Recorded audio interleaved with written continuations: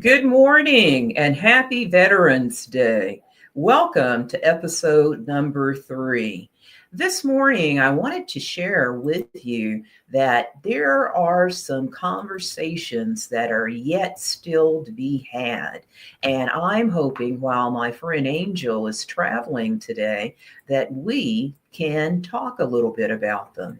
For example, when we discuss some of the things here, I want to ensure that no one is taking offense to them, hopefully, because when we're discussing things, we're talking about our own experiences. We're talking about some of the things that maybe when we were kids growing up at home, we did not receive as life lessons prior to our going out into the community, into the world.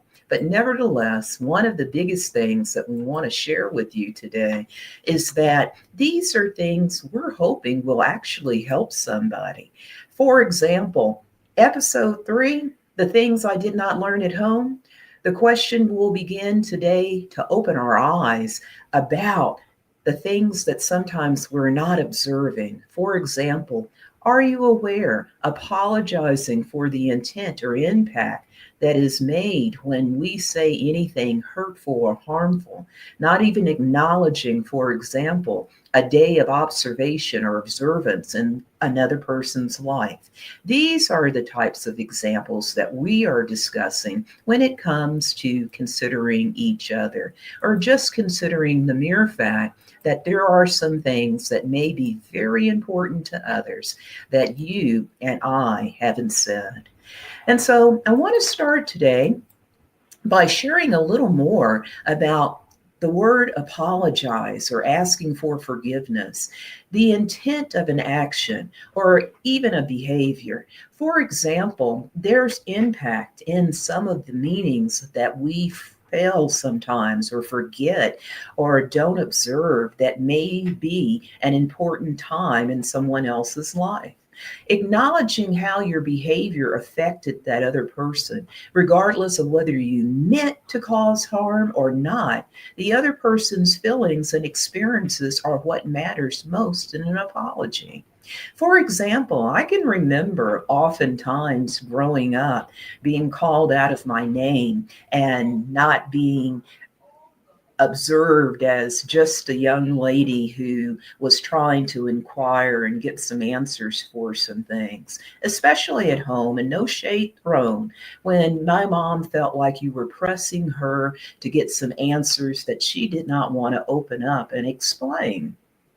And so, with that being said, she would say things, for example, like, you're making me nervous, you're bothering me. Or she would even say, I don't want to talk about that. Whatever it was, those words sometimes were hurtful because you're looking for answers to some questions that have been on the air way for quite a long time that were never addressed, or maybe some answers to give you a better understanding or background in why we do things this way, or why she does things this way, or why, whenever you're approaching her, she gets nervous and wants to actually, I'll say, stop talking, or actually, she gets nervous and begins to just avoid or come to the point where she's complicated to an extent of closing down, closing the door to be able to communicate. So, with that being said, here's some key points to remember. Intent is your thought process. This is what you meant to do or meant to say, while impact is the actual result of your actions to the other person or persons when you miss the opportunity to decide to say nothing, or you say something that really could be harmful. It could be something that is going to be such a trauma that it actually scars the person. And if you are not quick or actually concerned, the intent will remain until you right that situation. Okay. And so let's go a little further. You can't control perception, the perception that other people come back with. For example, even if your intentions were good, if your actions had caused harm, you still have an opportunity to ask for forgiveness or apologize for the negative impact. In other words, we're talking about focusing on the other person's experiences. Even if you said nothing, it may be a sensitive place for the other person. And there was a lot of sensitivity growing up in the impact that was made on how not just my mother or even in our family, we spoke to each other, how we treated one another, how we just make assumptions about each other, and we don't confide, or actually, let's say the conviction of confronting isn't there because one person or the other person has already made a decision about not following through. When I say that, I mean, for example, if you had an argument with your sister and you don't have or did not have the skill to communicate or actually learn from the argument, that it could have gone differently, a different way, or you could have later come back and said in your confronting of them, not with any malice intent, that you would like to talk about what the argument was regarding and try to find a resolve. Even if there's no resolve, try not to leave feeling upset, mad, still angry, intentionally wanting to sabotage. And so, with that, that's the sensitivity that both parties could actually find that would be a reason not to come back and trying to reconcile the situation. And so, to acknowledge how an event or time in their life was the place where all the actions, whether they were negative or exposures that impact such a place where you have no type of relationship with someone, you're in a cut-off relationship, whether it's with a family member or even with someone who is maybe even a friend or someone who is a neighbor, whoever it is, we want to be able to move past any type of toxicity, arguments, fights that actually end up in blows, or fights that were so verbally violent that there is a difficulty in the environment to come back and resolve that experience. Moving past any type of toxic word or any type of toxic action, response. Something that is pleasant is called being mindful, that if you are truly impacted by this relationship and you would like to make amends, you would like to resolve it, there is something that sometimes we all must do. And that's called getting back into the state of humility, where we can find words to communicate the measure of concern that we have for that other person, that we're concerned about, one, our relationship, our friendship, and that we do not want to leave what was spoken or what was done the way it currently has been.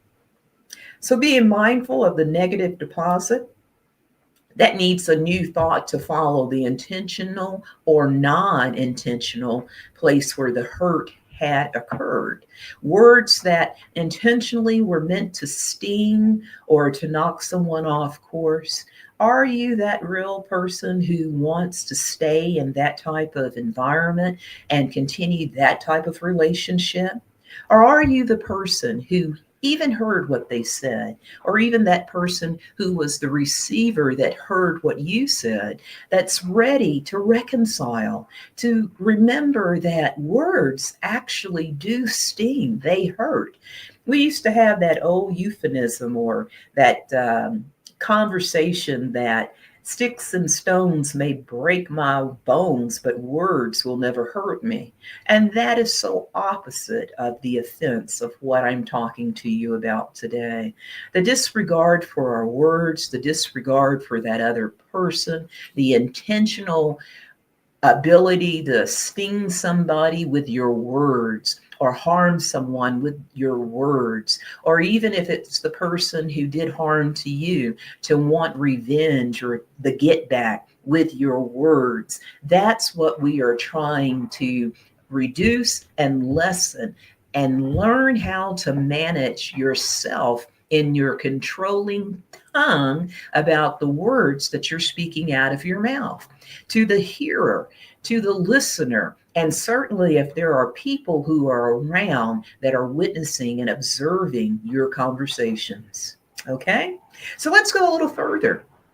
What is an example of a good apology or ask for forgiveness? Some might say, I'm sorry, or please forgive me that my words made you feel disrespected or harmed. And even though I didn't mean to offend you, I take responsibility for the offense. Why? Because to minimize it and say something to the extent of, please receive my apology if I offended you. Well, I believe that all of us understand that when we've heard something that wasn't quite elegant, when it came to positivity, when it was negative, and it definitely made an impact on my heart, my mind, when it stung me to the place where I felt the pain, we know that that was something that I would never minimize by saying, if I offended you. You obviously did offend, and it would be great for us to take out the if. In offense, the presumption of not understanding that how the other person received it, how they acknowledged it, how they've narrated it, how they've gone through their mind and tried to pull it apart or tease it to see if there was any other intent in it. They may even believe that you didn't intend to do harm to them, but still the word stung. And there is a responsibility by the speaker to share that their intention was not, again, to impact with such robust, I should say, steam that were attached to those words. Intent, let's talk a little bit about it, versus impact. Meaning and examples, which matters more. Both are very original words that actually carry some type of impact along with them. Intent, did I intend to harm? Impact, did I harm?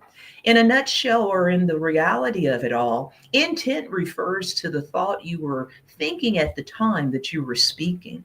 Or if it didn't come out, the intent was it lighthearted? But it still impact? Was it critical regarding the messaging that you were sending? So think and consider it. Intention versus impact. Hopefully, you are the type of person that does not relinquish your responsibility for still how that impact of that verbal assault or conversation that wasn't so kind or nice really went. And when we, again, minimize what was said and how the other person may have received it, felt harmed or crushed, or even with the implications that was implied, was the intent meant to cause harm? And only you, the listener, knows, because if it hurt you, and even if the person who spoke those words didn't feel the impact of it, as if they were a novice to using harmful words, they know out of their mouth something was spoken that did something other than be a positive statement for reinforcement and encouragement. So, impact, you have a lot of people around you that may have the opportunity to share and give a different opinion of what impact looks like or means to them. However, there's still no true one-way street. It's a two-way street when something feels crucial, when something feels important, when a message feels like you just have to get it out. And regardless of using kind words or meanings that might obstruct your good communication, you have used words that were negative and have impact, and not so many that were positive that could perhaps even turn that conversation around. So the impact that we have on others, it's very important. However, it's really back to what the listener heard that's crucial. And regardless of whether you felt it was an impactful word that wasn't harmful, that's not the point. The point is, are you open and observant and able to ask for someone to forgive you and apologize without putting some type of conjunction in there where it could possibly make what you believe you said untrue or true? It depends on, again, the listener. If you apologize for me, for example, please don't say if I offended you. I believe that open communication comes back to the point of being able to share with someone if you felt offended, or even if you felt that it was a crushing moment, or you were defensive about me in any way or any means. I want to be able to be open, whether we're casual acquaintances or if we have history in our relationship. There is a place where we both can come quickly to each other to resolve an offense and to be able to speak with one another in love, at least in acceptance and hopefully in kindness, to remove that last word that was maybe so atrocious that it made the impact of maybe you're not caring for me, or made me feel that this is an experience that I have to now decide, make a decision about whether or not I'm going to align myself with you ever again. And if so, will you still use words or communications that possibly will hurt me? And so let's go a little further. Intent versus impact can be aligned by two people when they take time to improve the way they communicate. What I'm sharing with you today is when we stand by a word or a conversation that's obviously now beginning to get into entanglements and meshing with prior experiences or trauma, we are still responsible for whatever the outcome or the result was. By understanding what makes the difference, intent, which is personal, and impact, which is merely as personal, or it actually can be interpreted perhaps a little different to the receiver, that even if I made an assumption, regardless of what your meaning was, this is what my takeaway ended up being. So find and use words to assist in getting to the understanding and not the impact from childhood trauma or even from constant harm right now. We know even with domestic violence, there's sometimes not just words, but it's physical. And sometimes it's the verbal abuse, the obstruction of trying to control through your words and your actions that really take people outside of that experience in their trauma and their crisis to wonder, what else will you do in this relationship if this is not just how you talk to me or how you touch me, how you treat me?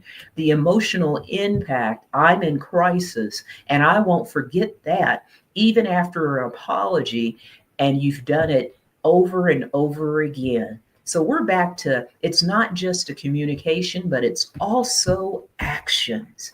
And the response is greatly important for either my recognition that you are truly making a change, or for the recognition of you are toxic and perhaps you and I cannot have a relationship at this time. But nevertheless, we hope that in saying this, in our communication, in our time together with families and friends, and even in those places where as children we didn't get these life lessons, we were told to be quiet, and sometimes it wasn't pleasant the way it was spoken. Sometimes it was shut up, get out of here, go to your room. Whatever it was, we have to recognize that those types of meanings in the words by the person who is receiving them might still be that place of impact that has given us negative thoughts and experiences, even as we go out into other relationships, learning how to be friends with someone, social cues, learning how to be in a relationship with someone. And again, not only social cues, but feeling the trust and the ability to know that you're not going to harm me, and that it's not about putting your hands on me as much as it is how you talk to me. And my experiences when it comes to the things that I appreciate that are important to me, the impacts of your forgetfulness in things that are my observable holidays or celebrations, or things like birthdays or events or lifetime conversations regarding how I reflect. We would like to be able to be open people without conflict, who are caring for one another and sharing with one another the details of our life and our experiences. So it's crucial to understand, again, even when we say, please forgive me, or I'm sorry, not to be offensive by saying alongside it, if I, because the responsibility is back on the person who opened their mouth and spoke these words.